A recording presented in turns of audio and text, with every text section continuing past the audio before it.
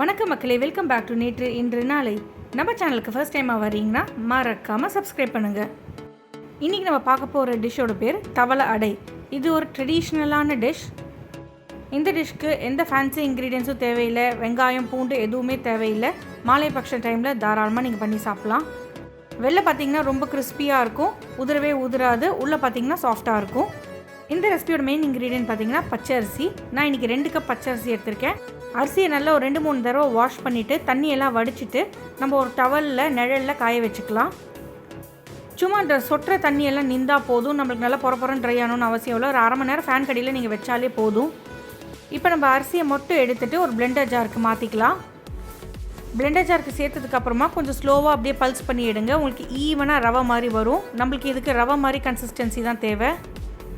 நான் மறுபடியும் சொல்லிக்கிறேன், அரிசியை வந்துட்டு ரவை பதத்துக்கு உடச்சிக்கோங்க. இப்போ இந்த ரெசிபி பண்ணுறதுக்கு தேவையான இன்க்ரீடியன்ஸ் உங்கள் ஸ்க்ரீனில் வருது, நான் டிஸ்கிரிப்ஷன் பாக்ஸ்லேயும் கொடுக்குறேன். இன்க்ரீடியன்ஸில் கண்டிப்பாக உங்கள் வீட்லேயே இருக்கும். இப்போ நம்ம இதை எப்படி பண்ணுறதுங்கிறத பார்த்துடலாம். ஒரு கடாயில் 2 டேபிள் ஸ்பூன் எண்ணெய் சேர்த்துக்கோங்க. எண்ணெய் சூடானதுக்கப்புறம் 1 டீஸ்பூன் கடுகு, 2 டீஸ்பூன் ஜீரகம் சேர்த்துக்கலாம். சீரகமும் கடுகும் நல்லா பொரியட்டும். கடுகு ஜீரகம் நல்லா பொரிஞ்சதுக்கப்புறம் 4 காஞ்ச மிளகாயை நல்லா பொடிப்பொடியாக கட் பண்ணி சேர்த்துக்கோங்க. நான் குட்டி சைஸுங்கிறதுனால 4 எடுத்திருக்கேன். உங்கள் காஞ்ச மிளகாய் நல்லா காரம் பெருசுனா நீங்கள் 2-3 சேர்த்துக்கோங்க போதும். கூடவே ஒரு 2 டீஸ்பூன் முழு கருப்பு மிளகு சேர்த்துக்கலாம். ஒரு கைப்பிடி அளவுக்கு கருவேப்பிலை. நம்மளுக்கு நல்லா அந்த வடை கடிக்கும் போது அந்த மிளகு அப்பப்போ மாட்டும் போது டேஸ்டியாக இருக்கும். ஒரு 2 டேபிள் ஸ்பூன் தேங்காய் சேர்த்துக்கோங்க. நான் துருவின தேங்காய் தான் சேர்த்துருக்கேன். 1 டீஸ்பூன் பெருங்காயம் சேர்த்துக்கலாம். இது எல்லாத்தையும் நல்லா ஒரு நிமிஷத்துக்கு ரோஸ்ட் பண்ணி எடுத்துக்கோங்க. நல்லா ஒரு 1 மினிட் ரோஸ்ட் ஆனதுக்கப்புறம் நம்ம தண்ணி சேர்த்துக்கலாம். 1 கப் அரிசிக்கு 3 கப் தண்ணி தேவை. நான் இன்றைக்கி 2 கப் அரிசி எடுத்திருக்கேன், அதனால் 6 கப் தண்ணி சேர்த்துக்கிறேன். இந்த டிஷ்ஷுக்கு தேவையான அளவுக்கு உப்பை சேர்த்துக்கலாம். இப்போ இந்த தண்ணி நல்லா கொதி வரட்டும். ஒன்ஸ் நீங்கள் இந்த அரிசியை உடச்சி ரெடியாக வச்சுட்டிங்கன்னா ஒரு 15 மினிட்ஸில் உங்களுக்கு இந்த டிஷ் ரெடி ஆகிடும். இதை நீங்கள் அப்படியே ரவுண்டாக பிடிச்சி ஆவியில் வேக வச்சிங்கன்னா உங்களுக்கு உப்புமா கொழுக்கட்டை ரெடி ஆகிடும். நம்ம இன்றைக்கி இதை தவளை அடை மாதிரி தட்டி எடுக்க போகிறோம். தண்ணி நல்லா பொலபொலன்னு கொதி வந்ததுக்கப்புறம் நம்ம உடச்சி வச்சுருக்கிற அந்த அரிசி கப்பியை இந்த தண்ணியில் சேர்த்து நல்லா மிக்ஸ் பண்ணிக்கலாம்.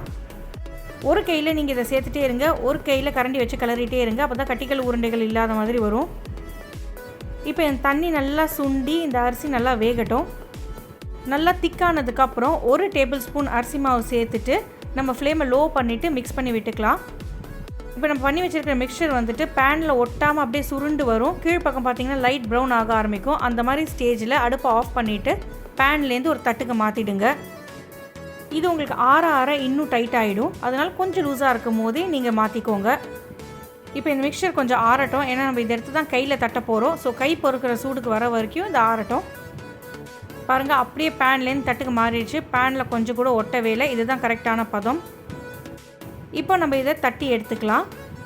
நம்ம ஆற வச்சதில் என்ன ஆகும்னா மேல் பக்கம்லாம் கொஞ்சம் ட்ரை ஆகிருக்கும். அதனால் ஒரு மிக்ஸ் கொடுத்துட்டு உங்கள் கையை நல்லா தண்ணியில் நினச்சிட்டு அதுக்கப்புறம் இதுலேருந்து ஒரு 10 அளவுக்கு மாவை எடுத்துகிட்டு நீங்கள் வாழை இலையில் இல்லைனா ஒரு துணி மேலேயோ இல்லைனா ஒரு தட்டில் எண்ணெய் தடவிட்டோ நீங்கள் இப்படி ஃப்ளாட்டாக தட்டினீங்கன்னா உங்களுக்கு ஒட்டாமல் வந்துடும். அதுக்கப்புறம் சென்ட்ரலில் ஒரு ஹோல் போட்டுக்கோங்க, அப்போ தான் சீக்கிரமாக வேகும். இதை அப்படியே நம்ம தோசைக்கல்லுக்கு மாற்றிட்டு கொஞ்சமாக எண்ணெய் சேர்த்துட்டு 2 பக்கமும் பொன்னிறமாக வர வரைக்கும் ரோஸ்ட் பண்ணி எடுத்துக்க போகிறோம். அந்த காலத்தில் இது என்ன பண்ணுவாங்கன்னா ஒரு தவலையில் நல்லா எண்ணெய் சேர்த்துட்டு நல்லா தட்டி ரோஸ்ட் பண்ணி எடுப்பாங்க. நம்ம கொஞ்சம் எண்ணெய் கம்மி பண்ணிவிட்டு இன்றைக்கி பண்ணிக்கலாம். இந்த மாதிரி எல்லா அடையும் நீங்கள் தட்டி எடுத்துகிட்டு மிளகாய் பொடி கூட சாப்பிட்லாம். ரொம்ப நல்லாயிருக்கும். வெளியில் அப்படியே கிறிஸ்பியாக இருக்கும், உதிரவே உதிராது, உள்ளே ரொம்ப சாஃப்டாக இருக்கும். சாப்பிட்றதுக்கு அப்படியே ரோஸ்டட் ஃப்ளேவரோட ரொம்ப நல்லாயிருக்கும். இந்த ட்ரெடிஷ்னல் ரெசிபியை உங்கள் வீட்டில் கண்டிப்பாக ட்ரை பண்ணி பாருங்கள். நம்ம சேனலுக்கு ஃபர்ஸ்ட் டைம் வரீங்கன்னா லைக் பண்ணுங்கள், ஷேர் பண்ணுங்கள், மறக்காமல் சப்ஸ்கிரைப் பண்ணுங்கள்.